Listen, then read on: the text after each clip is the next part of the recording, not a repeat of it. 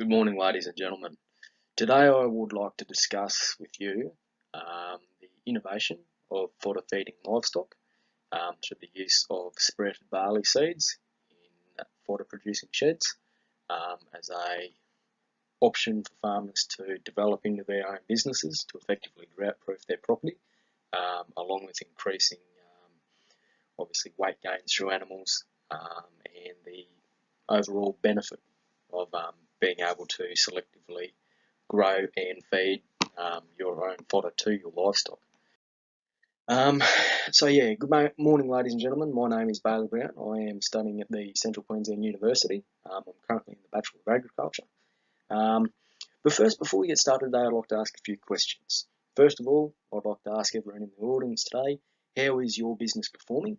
Are you happy with the current productiveness of the business? Do you believe it's sustainable enough at the moment? Are you completely comfortable with where you are?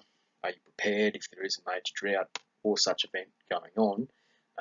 Are you ready to obviously deal with such things? So before we get started, I would like to introduce, well, some of you may know what the fodder feeding sprouted barley is, and some of you may not. So we'll be looking at the new innovation and practice, and I hope this will be highly beneficial to you all. There's a reason you're all here today. The new innovation I would like to discuss, obviously, the benefits of adopting the farming system, and obviously taking into consideration right now we are in one of the biggest dry periods in the last century, and many of the farmers are struggling to get hay. Grain production has left many major producers, like yourselves, I'd rather say, in a rather hard spot in regarding feed for both cattle, sheep, goats, pigs, poultry, whatever. It's an extremely difficult time for everyone, and because it's so difficult, a lot of farmers are struggling to feed their livestock, and if a farmer has chosen to hold on to it, obviously sale value and everything else is going down at the moment. So the importance of introducing a sustainable system is to obviously bring on more sustainability on the property and allowing a business to maintain its original breeding herd, its background breeders, etc. So obviously today I want to look at the benefits for you, and I'll take into the negatives as well. But let's first discuss the key benefits. The cost effectiveness of the seed is obviously highly beneficial. At the moment, it's about 10 cents to 15 cents per kilogram, and when taking into that, 5 kilograms worth of fodder comes out of 1 kilogram worth of seed.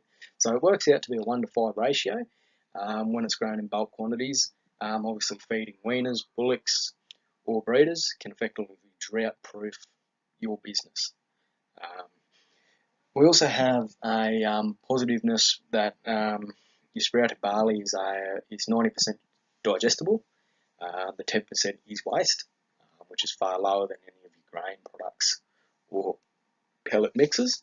And you can look at seeing the weight gains for animals in prime conditions between 1 and 2 kilograms per day with beef cattle.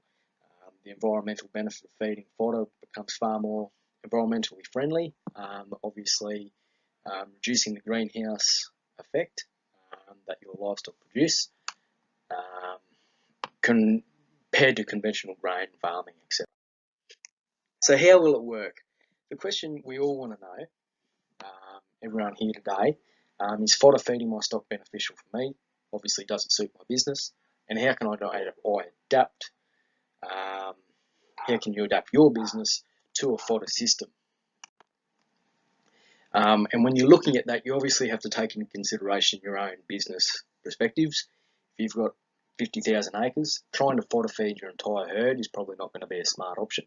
But you can look at fodder feeding selected numbers ahead, because obviously the biggest thing is wherever you're producing the fodder, the sprouted barley, you've got to cart it to where you're going to be feeding it. And obviously if you're carting it 30 plus kilometres, that's not becoming too beneficial for yourself. But in a dry period, it would be very beneficial. But obviously you're looking at it, if you're getting a 1 to 2 kilogram weight gain for either weaners or bullocks in good seasons and good markets, that would be really beneficial for yourselves. So taking a look at the negative now, there are a few downsides. So I don't want to try and say it's an all-in, etc. It's going to be the answer to all your questions.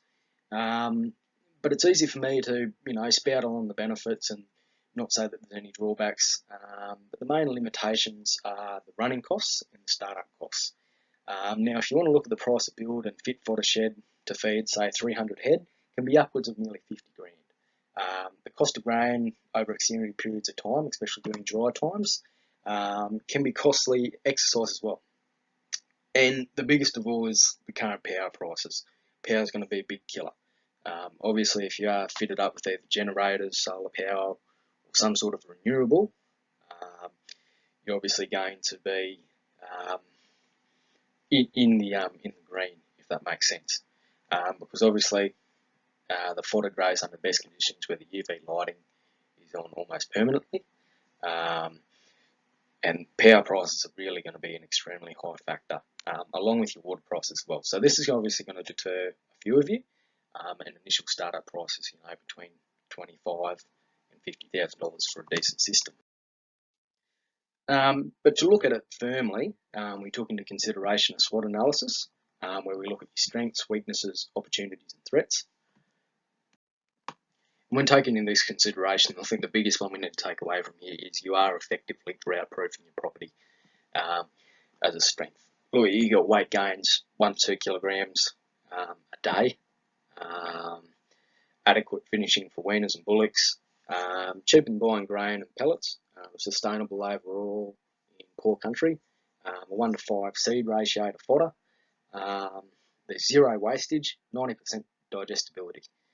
If you want to look at the weaknesses, water usage, grain storage facilities, some people may not have them, reasonable labour intensiveness, obviously you're going to have to take it out of the shed daily to feed it out, and large businesses cannot afford to feed the entire herd off it, but you can do it for your backgrounds.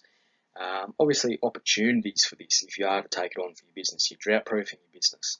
I can't get that past the point. Ability to fatten cattle at 1 to 2 kilograms per day, sustainable feeding during dry conditions. You can increase the property's carrying capacity with this. I think that's an important factor to look at as well. And it's environmentally friendly. Obviously, the external threats to this are going to be your power prices, grain prices, say molasses prices as well, because you generally can feed it out with that, and water costs. So coming up to the conclusion now, as you can see, there are many benefits to feeding fodder, which far outweigh the negatives.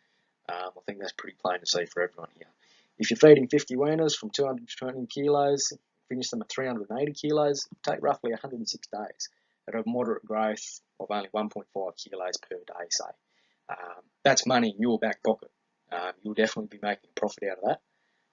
And then even if you're only feeding for, say, 60 days, it definitely maintains condition of the animal. And yeah, small fodder sheds is going to be your insurance policy during the dry times. Investing in a fodder shed and investing in feeding cattle is highly beneficial to you and the business. And I'll finish up there. Thank you very much, guys.